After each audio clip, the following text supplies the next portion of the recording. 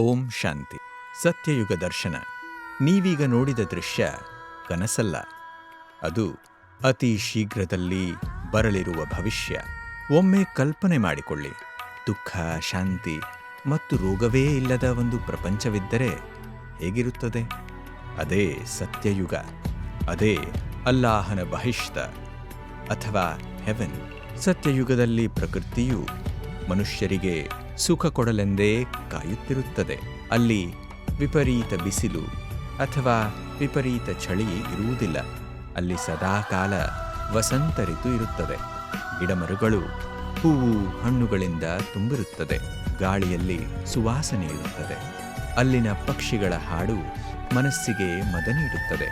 ಅಲ್ಲಿ ಪ್ರಕೃತಿಯು ದಾಸಿಯಾಗಿ ಸೇವೆ ಮಾಡುತ್ತದೆ.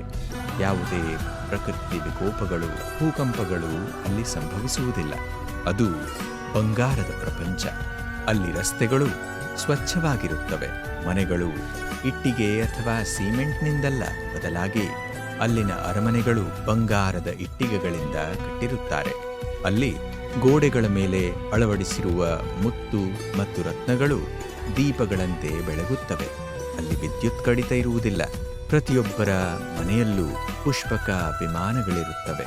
ಅಲ್ಲಿನ ಮನುಷ್ಯರನ್ನು ಮನುಷ್ಯರು ಎನ್ನಲಾಗುವುದಿಲ್ಲ. ಅವರು ದಿವ್ಯ ಗುಣಗಳಿಂದ ಸಂಪನ್ನರಾಗಿರುವ ಕಾರಣ ದೇವತೆಗಳು ಎನ್ನಲಾಗುತ್ತದೆ. ಅವರು 16 ಕಲಾ ಸಂಪನ್ನ ಮತ್ತು ಸಂಪೂರ್ಣ ನಿರ್ವಿಕಾರಿ. ಅಲ್ಲಿನ ಮಹಾರಾಜ ಮತ್ತು ಮಹಾರಾಣಿ ಶ್ರೀ ಲಕ್ಷ್ಮಿ ಮತ್ತು ಶ್ರೀನಾರಾಯಣರಾಗಿರುತ್ತಾರೆ.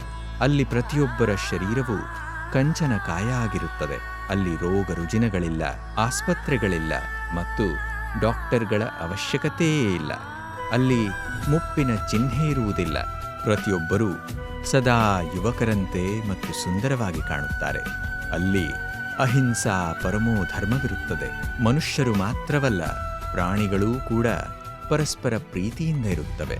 ಅಲ್ಲಿ ಹಸು ಮತ್ತು ಹುಲಿ ಒಂದೇ ತಟದಲ್ಲಿ ನೀರನ್ನು ಕುಡಿಯುತ್ತವೆ. ಯಾರೂ ಯಾರನ್ನೂ ನೋಯಿಸುವುದಿಲ್ಲ. ಸತ್ಯಯುಗದಲ್ಲಿ ಅಕಾಲಿಕ ಮರಣ ಎಂಬ ಶಬ್ದವೇ ಇರುವುದಿಲ್ಲ. ಅಲ್ಲಿ ಆತ್ಮಕ್ಕೆ ತಾನು ಯಾವಾಗ ದೇಹ ಬಿಡಬೇಕು ಎಂಬುದು ಮೊದಲೇ ತಿಳಿಯುತ್ತದೆ. ಹಾವು ಹಳೆಯ ಪೊರೆಯನ್ನು ಕಳಚುವಂತೆ ಆತ್ಮವು ಹಳೆಯ ದೇಹವನ್ನು ಬಿಟ್ಟು ಹೊಸ ಮಗುವಿನ ದೇಹವನ್ನು ಧಾರಣೆ ಮಾಡುತ್ತದೆ. ಅಲ್ಲಿ ಸಾವು ಎಂದರೆ ದುಃಖವಲ್ಲ, ಅದೊಂದು ಸಂಭ್ರಮ.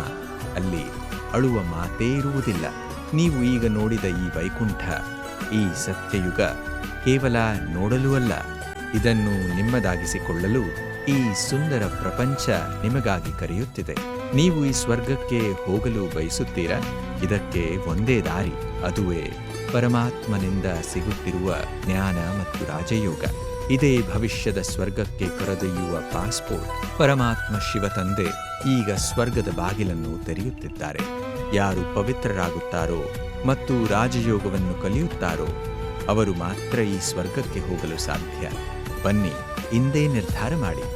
ಈ ಅದ್ಭುತವಾದ ರಾಜಯೋಗವನ್ನು ಕಲಿಯಲು ಮಂಡ್ಯ ನಗರದ ಬನ್ನೂರು ರಸ್ತೆಯಲ್ಲಿರುವ ನಮ್ಮ ಸೇವಾ ಕೇಂದ್ರಕ್ಕೆ ಬನ್ನಿ. ನಿಮ್ಮ ಶ್ರೇಷ್ಠ ಭಾಗ್ಯವನ್ನು ಮತ್ತು ಆಸ್ತಿಯನ್ನು ಪಡೆದುಕೊಳ್ಳಿ. ನೆನಪಿರಲಿ, ಈಗಿಲ್ಲದಿದ್ದರೆ ಎಂದೆಂದಿಗೂ ಇಲ್ಲ. ನಿಮ್ಮ ಶ್ವಾಸದ ಮೇಲೆ ಭರವಸೆ ಇಲ್ಲ. ಓಂ ಶಾಂತಿ.